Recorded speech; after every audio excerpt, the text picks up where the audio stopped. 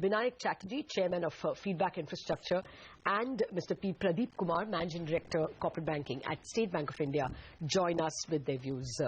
Good morning, gentlemen. Thank you very much for joining us. Vinayak, your first thoughts. There was one analyst who told us that if the Supreme Court took its time to declare which mine can go on mining coal, then probably we are looking at a loss of 1% of the GDP for the current year. What is your first initial impact on the economy, according to you?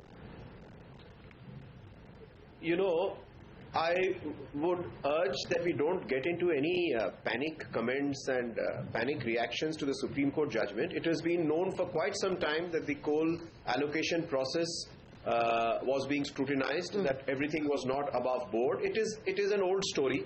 The Supreme Court has finally come up and said that from 1993 onwards, it is not pleased with the manner in which this matter has been handled.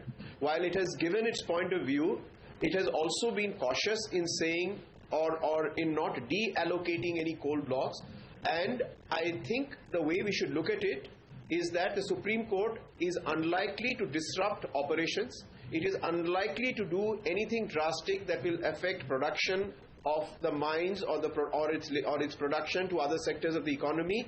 However, I think the judgment would seek to clean up the sector. So my belief is that we take the judgment for what it's worth, and I don't think anybody largely would disagree with the spirit that the honourable judges have shared with the nation in their collective point of view. It is a time, certainly, one more impetus to clean up the sector, to professionalize it, and at the same time, I firmly believe that there is nothing that's going to happen that's going to severely jeopardize ongoing operations. But Vinayak, if you're a power company with a captive coal mine, which was allocated to you after 1993, can you mine it from yesterday, or should you just stop mining first of all?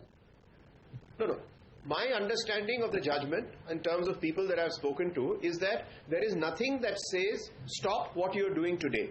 But they call it illegal, so that should not be read as stop mining until further orders. That's my interpretation of it, unless somebody has a different point of view, which says, yes, we have taken a look at the procedures and processes and have question marks on their legality. That is not to say that as soon as the judgment comes out, stop doing everything. So I think the markets and entrepreneurs and developers in these sectors should not jump to any hasty negative conclusions. Business should carry on as usual, and I'm sure the honourable judges along with the government will see to it that there is minimum disruption to the economy, to the government and to production. And I hope it pans out that way.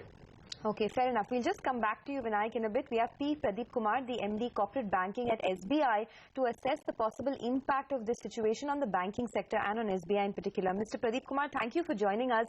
First, if you could tell us, what is the exact quantum of loans that the entire banking industry has given to the power sector? What is the exposure that they have? And particularly for SBI, what could the damage be? I will not be able to tell you immediately what is the exposure of the banking industry to the power sector. SBI has an exposure of about 92,000 crores to the power sector. Okay. What I would like to tell you is most of these power projects are based on either imported coal or allocations from Coal India. Of course, yes, we have a couple of projects which are dependent on coal being mined from the blocks allocated to them. We'll have to take a call what will happen to these companies, whether they will be able to get coal allocated by Coal India, or they will be import coal, whether they'll be able to pass on the cost. We'll have to analyze case by case. It's too early for us to take a judgment on this. Okay. Mr. Pradeep Kumar, would Bhushan now definitely be forced to default on its loans? They have one allocated coal mine. I don't know whether that has been mined already. Have you looked at that case lately? No, it's being looked into. I don't think I'll be able to comment on individual cases right now.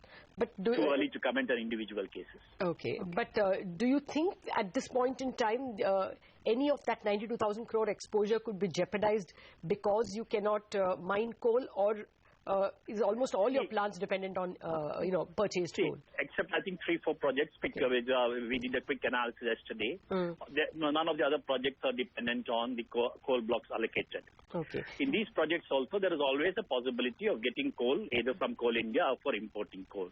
We'll have to assess what is the impact this will have on the cost of production, how much of it they'll be able to pass through based on the PPAs they have.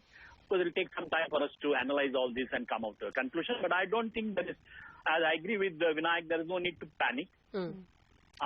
Yes, some exposures will get affected, but I'm sure we'll be able to come out with a solution for that. To be fair, actually, the market also has not panicked. There is a big bashing of power stocks, but the market as a whole has... I think the Supreme Court has not said, no, cancelled all the allocations. No. I think they are going to come out with a workable strategy of how to go forward. I'm sure that many of the companies financed by us will be able to continue to mine. Maybe the cost will change a bit. That we'll have to see. Okay. In the event that the Supreme Court asks that mining not be done till it resolves the cases on a case-by-case basis, say appoints a court-empowered committee, a CEC, like it did in the mining ban cases in Karnataka and Goa.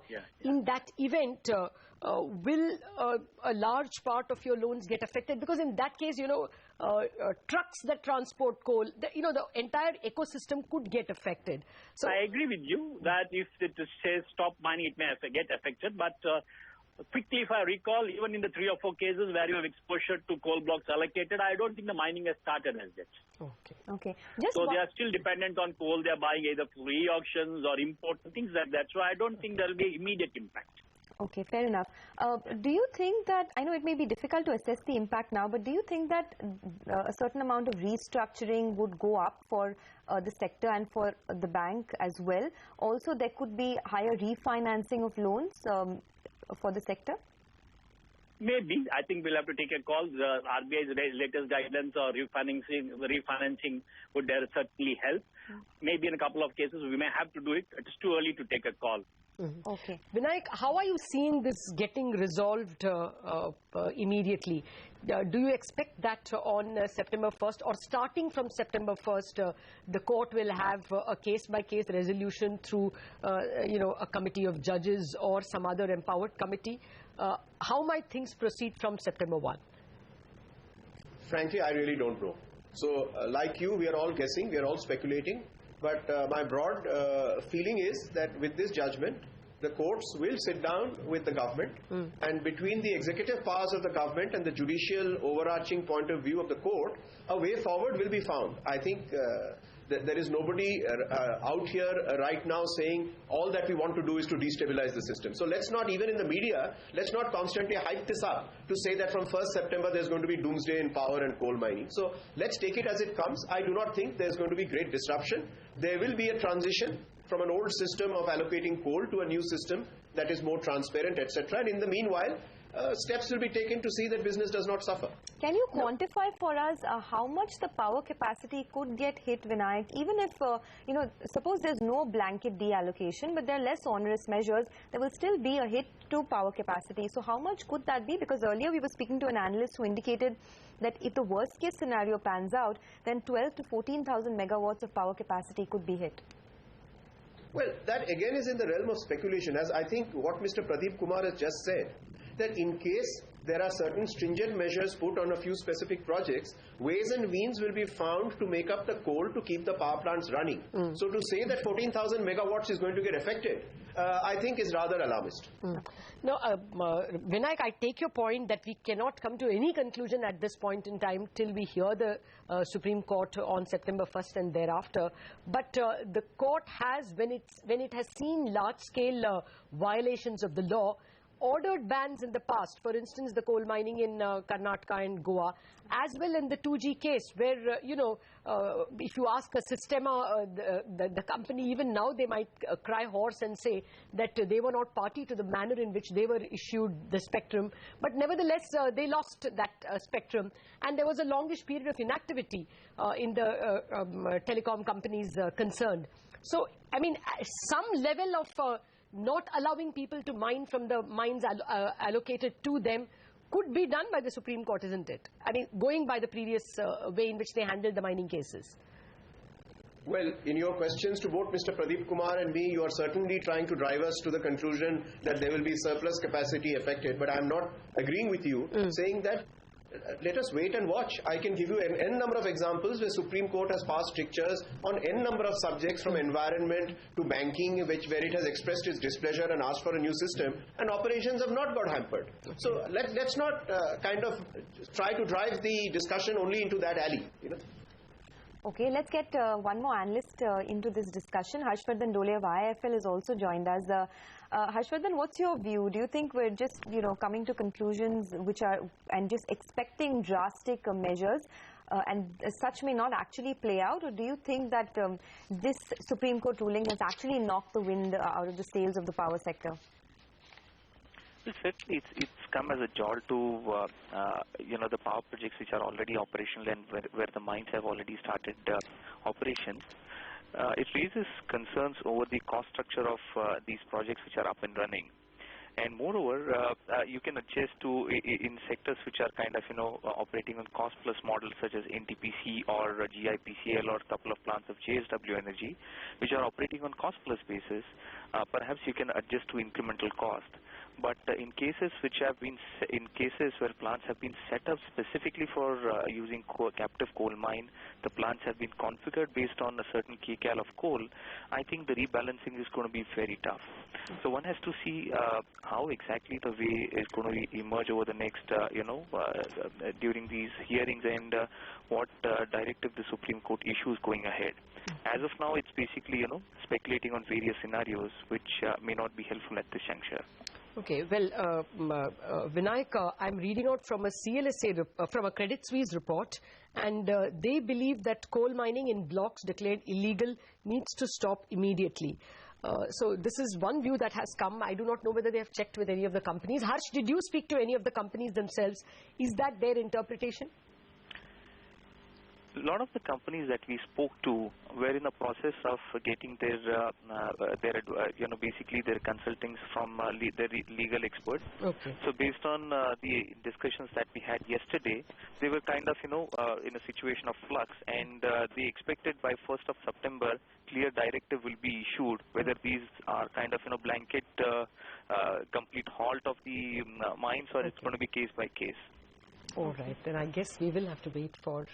You had one more question. Well, I just had one final question for Vinayak. Vinayak, what about the coal auction process and its importance now? The fact that, there will be a big deficit and perhaps the dependence on Coal India for coal supply will increase as well. What you're saying is true, but that if you're linking it to the current Supreme Court judgment, then I would say let the situation as it is today is likely to be maintained. If you're talking about a general situation, there are other pressures on Coal India also. As you know, there appears to be a difference between the government and Coal India on e-auctions. The government wants Coal India to do away or minimize e-auctions, which gives them a far higher bottom line. But Coal India board feels that it would like to carry on with a certain quantum. So there are different pulls and pressures on Coal India, whether it is a Supreme Court judgment, whether it is e-auctions, whether it is their own productivity, etc., which there are certain operating issues in terms of their meeting their targets. So I think so far as Coal India is concerned, the situation will still be stressed at an overall level.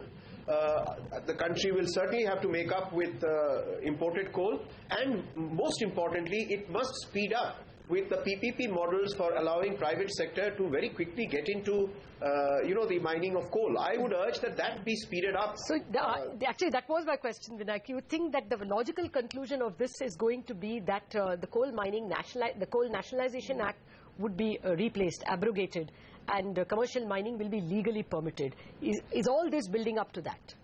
Okay, the matter is a little more complicated. I think repealing the Coal Nationalization Act is a medium-term, shall I say, item to be handled in Parliament.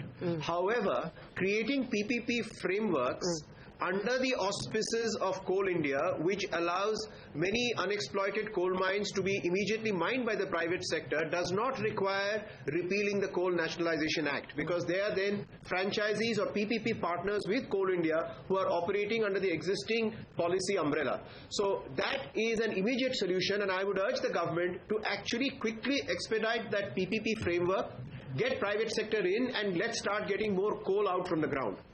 Okay. Well, I guess even that may need some legal vetting depending on what the Coal Mines Act says. But gentlemen, thank you very much for joining us and giving us your perspective on how things might pan out. For the moment, all our experts say don't panic. We will have to wait for September 1st, and there is still not enough clarity on whether mining has to stop immediately. That is some analysts, some experts' view, but not that of the experts we are speaking to.